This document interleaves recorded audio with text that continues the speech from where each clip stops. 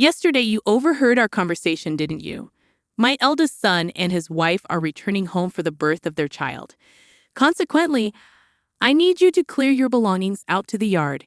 Excuse me, but you can't have kids anyway, and you don't contribute to my son's work.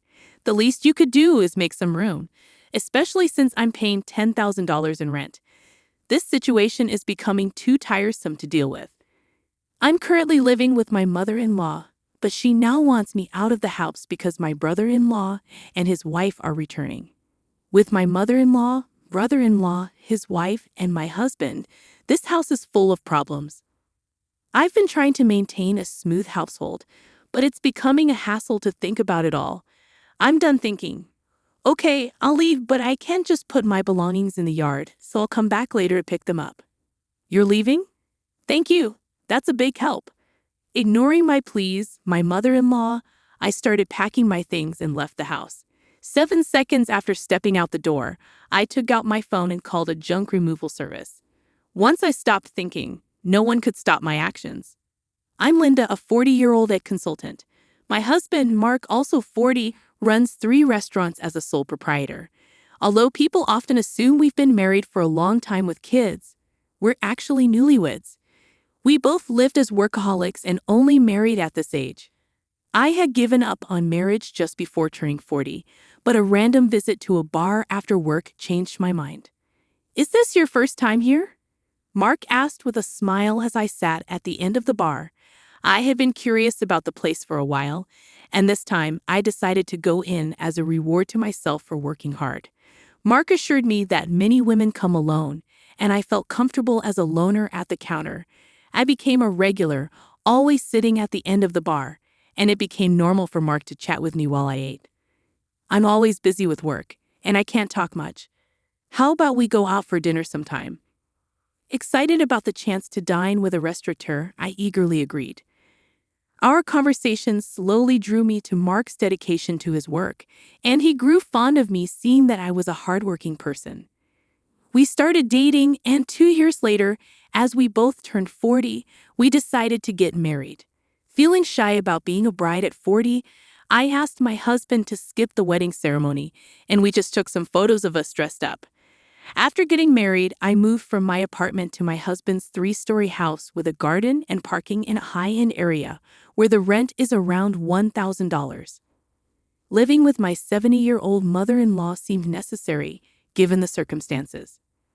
I immediately agreed, but after moving in with my mother-in-law, I regretted accepting so quickly. When I settled into my husband's house, I realized it was too big for just the 2 of us. In addition to our bedroom, I had a lavish office room for myself, and there were many spare rooms. Curious, I asked my husband a simple question: why do we need such a big house just for you and your mother? My husband explained that he has a brother 3 years older than him who left home after college, and they've lost touch. He hasn't been home for a few years, and my husband anticipates that one day he might return, which prompted them to rent a bigger house. I expressed my opinion that it might be a little too big. Well, I got married and you came, so I guess it all worked out, my husband said with a smile as he unpacked my books and arranged them on the shelf. He shared stories about his brother Daniel, who seemed to be hopping from job to job. Despite his brother's situation, my husband didn't harbor negative feelings towards him. Don't talk about that kid. What if he really comes back? My mother-in-law appeared at the doorway of what would be my office, seemingly checking on us.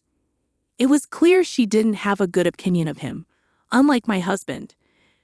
I worried that conflicts might arise between my husband and mother-in-law regarding his brother someday. I'm not too fond of you either, Mom.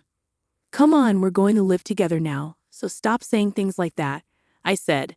My mother-in-law walked away, and my husband apologized, assuring me he would talk to her.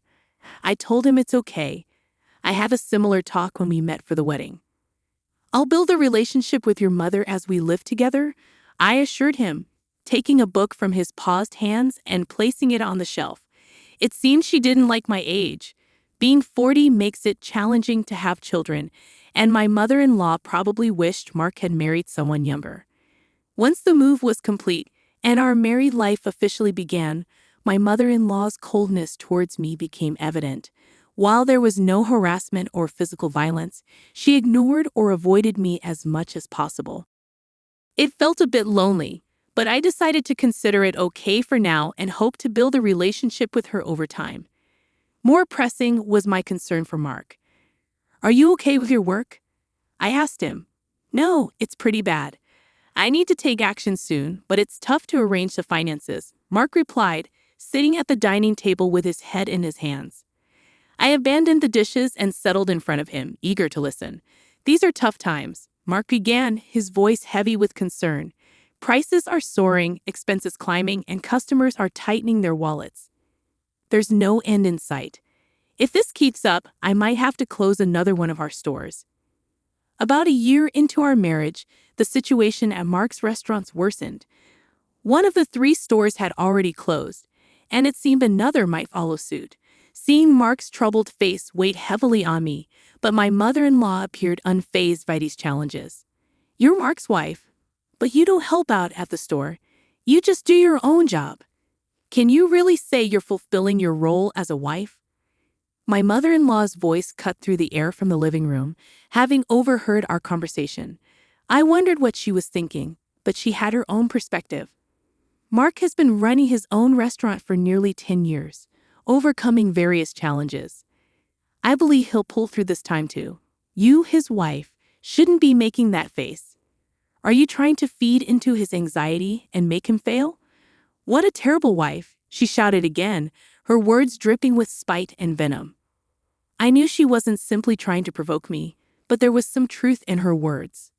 Taking her words positively, I resolved to support Mark to the fullest, smiling reassuringly at my anxious husband. A year later, just as she said, Mark managed to turn the situation around and avoided closing a second store. "See, I told you," I said to my mother-in-law. "A stupid wife who can't even trust her husband." "Don't drag Mark down," she replied, lashing out at me without reservation. Though our relationship seemed strained, since Mark's business was doing well, I considered it a break-even situation. However, things took a turn for the worse. Mark, having stabilized the business and with some extra money, seemed to get carried away, and rumors of his affairs surfaced. I couldn't fathom what he was thinking. Surely there were better ways to spend the money. It's peculiar how bad situations tend to pile up. Having witnessed Mark's business revenue drop, I understood this all too well, but I never imagined it would happen to me. Then Daniel called, my brother. Yes, Daniel, a freelancer, and his pregnant girlfriend, who worked at the same bar as Mark. They asked if they could move into our house and if they could work at Mark's restaurant. As I pondered how to address Mark about the affair from the dining room, my mother-in-law entered the living room and engaged him in conversation. They discussed Daniel, whom I had never met, and I felt completely sidelined as they continued their discussion. It was a peculiar scene. My mother-in-law, who used to resent Daniel for not fulfilling his role as the eldest son, was now urging Mark to welcome him. The reason was straightforward: the prospect of a grandchild. She had previously given up hope of seeing one but now perceived an opportunity and had a change of heart. She even planned to offer them a home and jobs. Mark, who had always been supportive of Daniel, had rented this large house for such an occasion. However, circumstances had shifted, and I found myself caught in the middle. It struck me as odd to have Daniel and his family move in. I glanced at Mark from the dining area, and he returned my gaze with a troubled expression. "Come on, it's a good thing. Daniel is in trouble, and you, Mark, have the means to help him," my mother-in-law said, pressing him. Mark seemed unable to refuse his mother's request, and I couldn't help but feel disappointed. I had hoped he would stand up to her, but it seemed like wishful thinking. He kept glancing at me, likely concerned about my reaction. With the deteriorating relationship with my mother-in-law, Mark's affair, and now the prospect of living with Daniel and his family, the problems were mounting. Overwhelmed and unsure where to begin, I decided to abandon my thoughts for the day and simply go to sleep. The next day, a holiday and likely due to extreme mental fatigue, I slept in until late morning. Mark was at work, leaving just my mother-in-law and me at home. As I reluctantly made my way to the living room, I dreaded what she might say about my late awakening. "You sure slept in.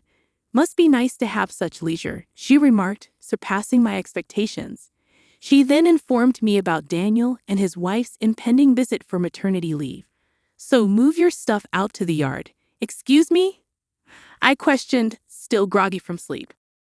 She clarified that I should vacate to make room for Daniel and his family, citing my inability to have children and lack of contribution to Mark's work. I was taken aback. It seems she was indeed asking me to leave the house. Realizing that my presence was now deemed unnecessary, I decided it was too much trouble to fret over Mark, my mother-in-law, Daniel's family, and our future. "Understood. I'll leave," I declared. "I can't put all my belongings in the yard, so I'll come back later to pick them up." Ignoring my words, my mother-in-law expressed gratitude, and I began packing my things, leaving the house 7 seconds after stepping out the door.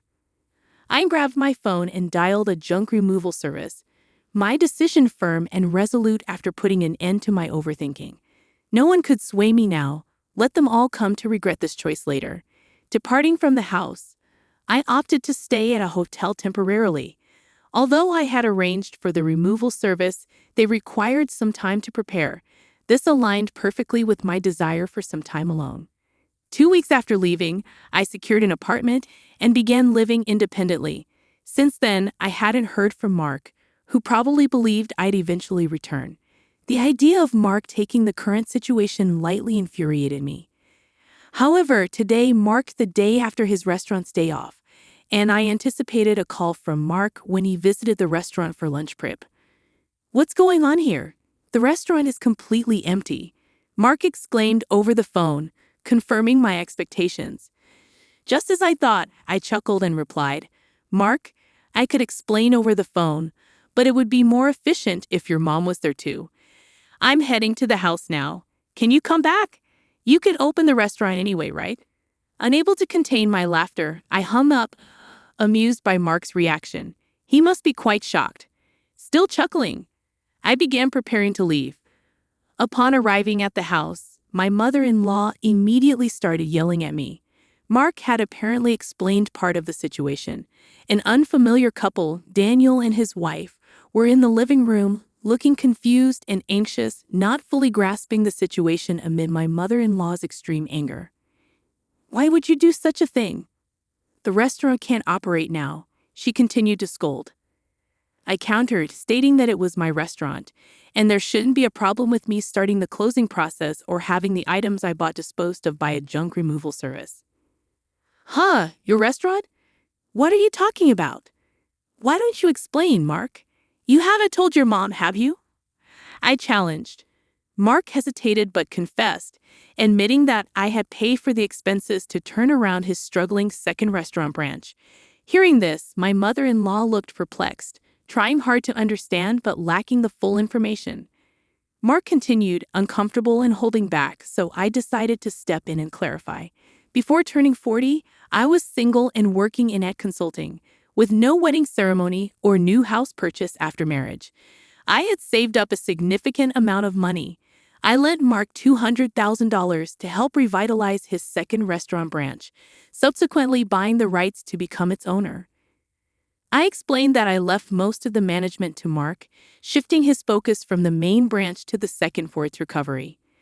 When Mark's restaurant was in crisis, I showed my concern alongside him. It was during a moment when my mother-in-law criticized me for not showing enough trust in my husband that I decided to support Mark to the fullest. My form of support was providing him with the necessary funds. During my single years, I had diligently saved money. "Mark, is this true?" my mother-in-law asked incredulously. "Yes, it's true," Mark admitted. She seemed surprisingly okay with it, even if I failed and squandered the $200,000 she had given me. Given the sizable amount, she suggested that if it was destined to fail anyway, it might be simpler for me to become the owner. The plan was to repay the borrowed $200,000 from the restaurant's earnings, but it was more straightforward for me to become the owner, with the restaurant's income going directly to me. Additionally, it afforded me the authority to decide whether to keep the restaurant open or not. It's a lie. Can something like that really happen? My mother-in-law exclaimed. To provide evidence, I spread documents like the business license transfer, rights agreement, and lease agreement on the table, proving my ownership of the restaurant. As she confirmed my name on those documents, her face turned red with shock. Why didn't you say anything about this? You always talked about how you believed in Mark and how the restaurant was recovering, right? She demanded.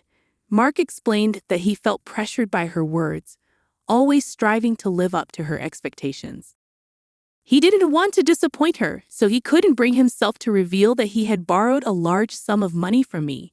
He feared her reaction, knowing how easily upset she could be. People like my mother-in-law often don't realize the pressure they'd put on others, and Mark found it challenging to express himself under her constant scrutiny.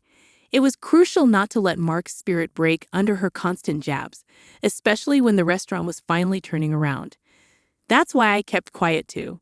Mark and my mother-in-law apologized, and it seemed like everything was being resolved amicably. However, it was far from satisfactory for me, and the discussion was far from over. I handed Mark a divorce paper, shocking him. He assumed it was a reconciliation, but I knew about his affair with a part-timer, and the other part-time workers were aware of it too. Mark was taken aback, claiming it was just a rumor, but I presented evidence, a photo sent by a part-time worker showing Mark entering a hotel. While anyone could fabricate such evidence, it was undeniable. The success of the second branch had given him too much confidence, and he had gotten carried away.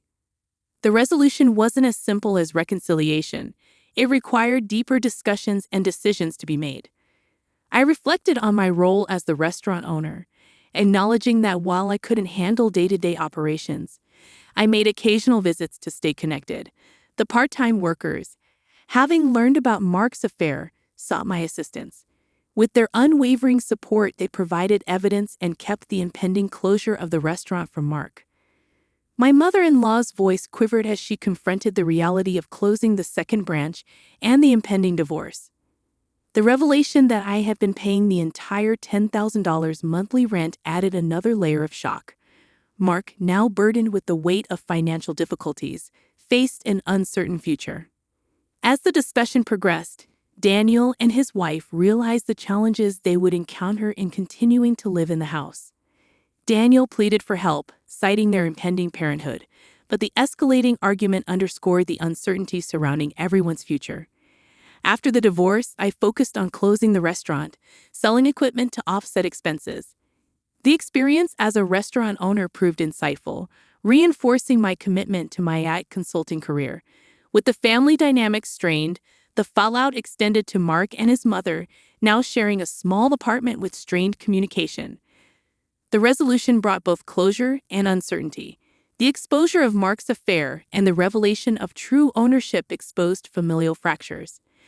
The decision to close the restaurant added financial stress, and the introduction of divorce papers signaled a decisive move by me to take control of my life.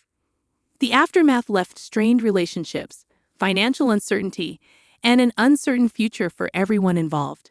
The emotional toll of the conflicts was palpable, and the story closes with a sense of closure for some aspects but leaves lingering questions about the characters' futures and their ability to rebuild after the storm.